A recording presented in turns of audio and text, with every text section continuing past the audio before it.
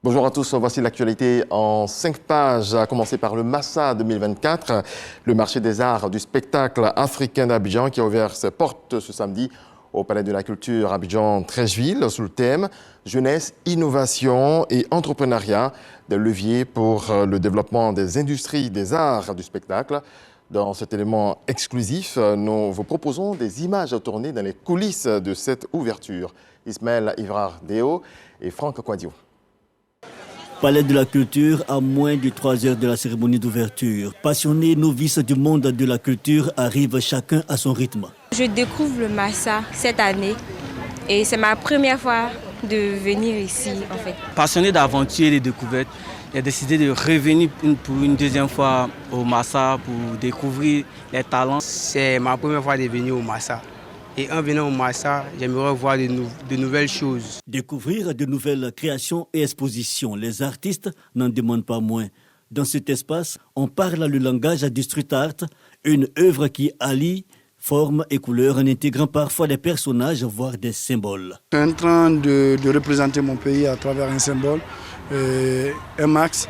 Qui est populaire partout dans le monde. On se reconnaît même en tant que Guinéen ou bien d'autres personnes arrivent à nous identifier avec le max là. Ça s'appelle le max Ndimba. C'est le max de la fertilité, de l'espoir, tout. Et ça appartient à la communauté Baga.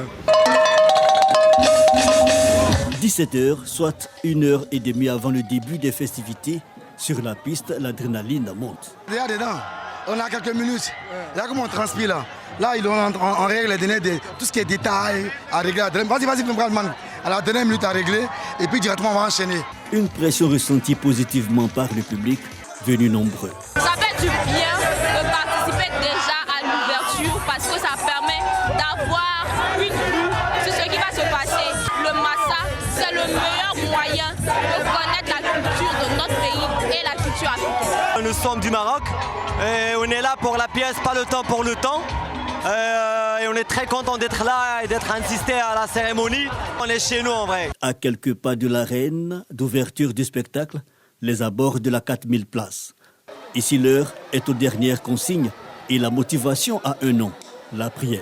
Personne ne tombe pendant le début, c'était vraiment chaud. Il y a eu beaucoup de répétitions, beaucoup de pression au niveau à tous les niveaux en fait. Il y a eu plein de choses, mais aujourd'hui, par la grâce de Dieu, nous sommes là et on va mettre le paquet. Avec le groupe ici, on a déjà eu une monde assez positive et on y croit et on va donner le meilleur de nous-mêmes. Mais bien évidemment qu'il y a du stress, mais c'est du stress positif parce qu'on sait qu'on a fait du bon boulot et Dieu va faire que les choses vont très bien se passer. Nous sommes vraiment dans la dynamique d'accoucher enfin et nous avons hâte. Ça sera un moment très électrique et très amusant. Des encouragements qui laissent augurer une semaine culturelle à l'image des prestations proposées en levée de rideau. Autre volet de l'actualité, les producteurs de Guiglo reçoivent 2500 tonnes de semences et d'intrants, ce grâce au ministre d'État, ministre de l'Agriculture. Kobena Kossi Adjoumani a lancé ce samedi la distribution officielle de kits agricoles dans le district des montagnes, avec en ligne de mire l'autosuffisance alimentaire. Léon Brou, notre reporter, reviendra sur cette information à 13h. Dans le reste de l'actualité, au Tchad présidentiel, Mahamat Idriss Déby Itno, candidat de la coalition pour un Tchad uni, a lancé sa campagne pour la présidentielle du 6 mai ce dimanche à la place de la Nation. Le candidat Mahamat Idriss Déby promet 12 grands chantiers et 100 actions concrètes. Les délégations du gouvernement colombien et de l'armée de libération nationale ont lancé samedi à Caracas les négociations pour parvenir à un accord de paix. Les pourparlers initiés en novembre 2022 étaient gelés en raison notamment d'affrontements entre la guérilla et d'autres groupes armés.